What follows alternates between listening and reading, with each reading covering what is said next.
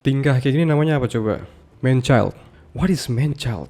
Man child itu seorang pria yang secara umur dan fisik udah dewasa. Udah lebih dari 18 tahun kalau mengacu sama usia dewasa berdasarkan ketentuan hukum. Tapi secara mental, secara sifat, secara kelakuan belum upgrade gitu. Masih stay di masa kanak-kanak dan remaja. Apakah lu seorang man child, my friend? Terutama yang udah lewat usia 18 tahun. Coba lu scan diri lu, kira-kira lu man child bukan? Bang, tapi gue nggak tahu ciri-ciri kalau gue mengidap sindrom man child itu kayak gimana. Oke, kalau gitu tenang. Di video ini kita bahas spesifik hal-hal yang membuat lu menjadi seorang man child, serta tips supaya lu nggak berkelakuan kayak gini sekarang dan kedepannya. Karena apa? Karena menyusahkan orang dan cringe dan gak enak banget gitu pas dilihatnya. Like a useless piece of Aduh, gue berkata kasar kan, maafkan aku kawan. Berkata kasar adalah tindakan man child juga karena menyakitkan hati orang lain. I'm so sorry. Do not be sorry.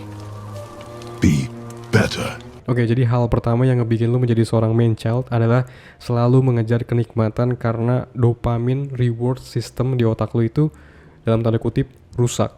Rusak yang gue maksud bukan maksudnya kelainan secara medis atau penyakit, tapi lebih ke perspektif yang dimiliki seorang man child tentang mendaki kehidupan, menjalani kehidupan. Itu beda dibanding pria dewasa normal yang dopamin reward systemnya berfungsi normal dan natural. Kayak gimana coba contohnya? Definisi kenikmatan seorang man child itu entertainment. Kayak lagi pas scrolling random konten di sosmed, lihat cewek joget-joget di TikTok, dirty content, you know what I mean, dan tentu saja PMO I'm about to come every day. Oh my god.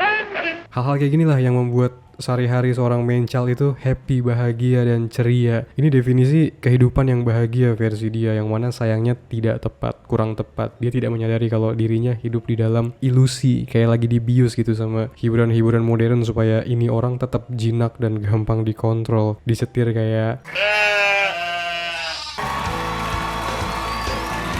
Sekarang bedain ketika dopamin reward system lu sehat yang juga dimiliki sama seorang pria dewasa normal. Definisi kenikmatan baginya itu sama sekali bukan dari sumber-sumber receh murahan kayak sosmed, PK, PMO, dan sebagainya. Kayak yang tadi gue bilang. Tapi dari growth, dari lu bekerja banting tulang dengan keringat, dengan darah, menggapai mimpi, dan lu ngerasa puas sama effort yang udah lu kerjain selama ini. Makanya penting banget lu punya goal yang pengen dicapai, supaya lu punya sense of tanggung jawab, beban yang mesti ditanggung. Terus habis itu lu nge-breakdown goal tersebut ke dalam task, tugas harian yang mesti lu lakuin, kerjain setiap hari. Apapun itu goalnya yang menurut lu keren buat dicapai. Bahaya kalau nggak punya goal itu, yaitu lu bakal tersesat dan akhirnya terdistraksi sama hiburan-hiburan dari layar, dari smartphone. Selengkapnya kita bahas di hal kedua yang membuat lu menjadi seorang man child, yaitu tidak adanya sense of tanggung jawab yang lahir dari dalam diri lu. Hey, sebelum kita lanjut, buat lo yang belum tahu, gue nulis ebook panduan lengkap berhenti PMO. Terutama buat lo yang mau terbebas dari kebiasaan kotor ini, yang pengen sehari-hari pikirannya jernih, jadi lebih semangat buat ngelakuin hal yang sulit, dan gak terganggu sama hasrat buat ngelakuin PMO, gue pengen lo klik link di deskripsi untuk dapetin ebook ini. Ebook ini gue jamin bakal ngasih lo ilmu yang gak bakal lo temuin dimanapun. Link ada di deskripsi. Kenapa lu gak punya sense of tanggung jawab? Karena lu gak punya tujuan, karena lu gak menetapkan suatu tujuan yang pengen dicapai. Akhirnya lu ngerasa tersesat, gak ada dorongan, gak ada sense of urgency atau desakan untuk berubah. Lu bener-bener autopilot aja dalam ngejalani keseharian, ngikutin mood, feeling, dan emosi. Enggak terstruktur hari demi hari, enggak punya plan harian, enggak menyadari kalau waktu yang lu punya itu berharga banget, dan oleh karenanya sebaiknya enggak disia-siakan tapi dimanfaatkan secara efektif dan optimal. Jadi anak kecil itu enak emang, lu hidup dari hari ke hari, enggak mikirin bulan depan gimana, tahun depan harus gimana, enggak berpikir panjang, karena ya masih ada tanggungan dari orang tua kan, makan disediain, uang jajan dikasih, semua-muanya udah disediain pokoknya, easy life. Enak, gak ada beban yang harus ditanggung. Tapi seperti pepatah terkenal bilang, orang bijak berkata, nothing is permanence, everything is changing constantly. Bakal ada masanya dimana lu harus keluar dari gaya hidup dilayanin kayak gini dan berubah dari yang dilayanin menjadi melayani. Kalau nggak resikonya ya kayak berita tadi di awal yang si abang-abang diceraikan sama istrinya gara-gara kecanduan main game. anak istri diabaikan, doang bisanya, doang mah gampang, binatang juga bisa.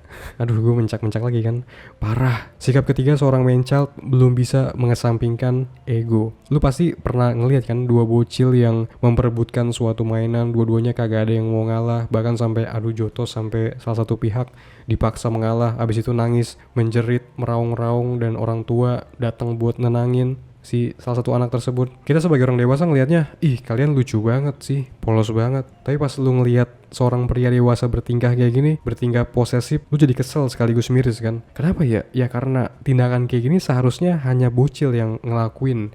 Orang dewasa harusnya lebih bijak dan bersikap selfless, mau ngalah demi terciptanya kebajikan bersama.